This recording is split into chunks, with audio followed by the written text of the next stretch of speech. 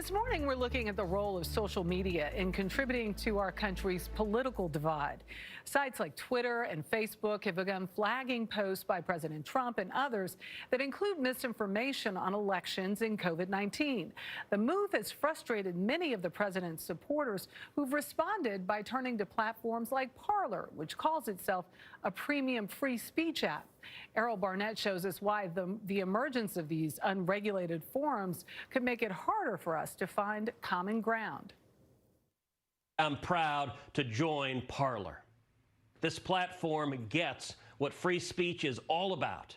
Paula, which is described as a Twitter for conservatives, has seen a rapid rise in popularity since the election, topping Apple's download charts last week with more than 10 million users. Can we now move everybody from Twitter to Parlor?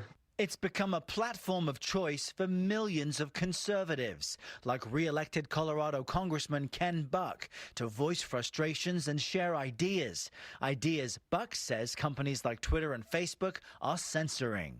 The best antidote to misinformation is more good information. It's not censoring or regulating or filtering bad information. We have to be educated as a public. Congressman, you have seen, though, that I guess the expression has been proven true, that a lie travels much faster than the truth. An erroneous headline will be shared online and seen and engaged with by more people than the correction. So do you really trust most Americans to fact check everything they engage with? I absolutely trust Americans, and I think that's one of the differences between the left and the right, and it's one of the reasons why an organization or a company like Parler can get started. But as the number of users grow, so does the misinformation being spread. Unproven accounts of voter fraud and COVID-19 hoax claims run rampant on sites like Parler, with almost no filter. Parler, I think, is dangerous because it's actually encouraging people to get into yet another hyper-confirming like-minded reality in which people will be even more overwhelmingly convinced that their side is right. Tristan Harris is a computer scientist and says in some ways social media platforms create tailor-made realities.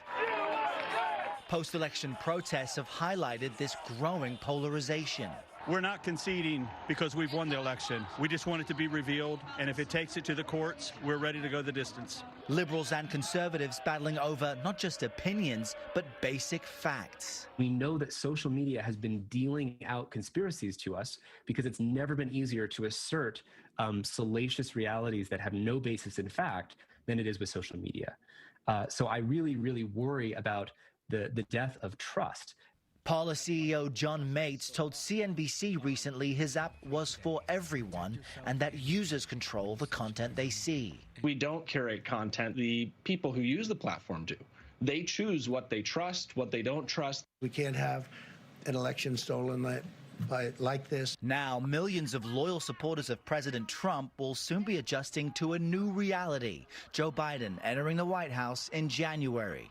But if the incoming president-elect wants to get anything done, Harris says he'll have to break through the echo chamber. If he really wants to take on whether it's COVID-19, climate change, or economic recovery, or systemic racism, you're not going to be able to take on any of those issues if the information that we're all consuming is in these different micro-realities that are incompatible with each other.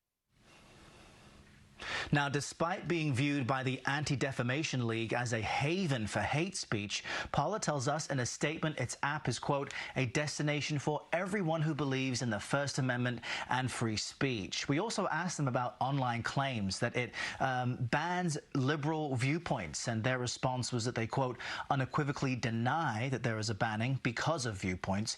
Paula does say it bans for criminal posts, violence, or spam. But this is where we are now, in a place where you can effectively choose your own micro-reality. Jarika? All right, Errol, thank you so much. It seems like you can get your information a la carte.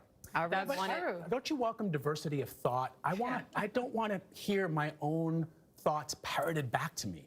That's why. That's you. There are a lot of people who don't mind not having that sort of other point of view. But it will be interesting to see if, a more liberal or progressive, or however you want to describe it, moves on to that platform to offer that opportunity. I might just get rid of social media altogether. How about that? I don't think so. You're up on God, no! It happens. Glad. you calling me out, Sharika?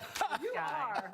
You really are. I am on social media a lot, aren't When I met you, you had like 12, 15,000 on Twitter. I was like trying to be you. I am on social media a lot. I got to get off of that.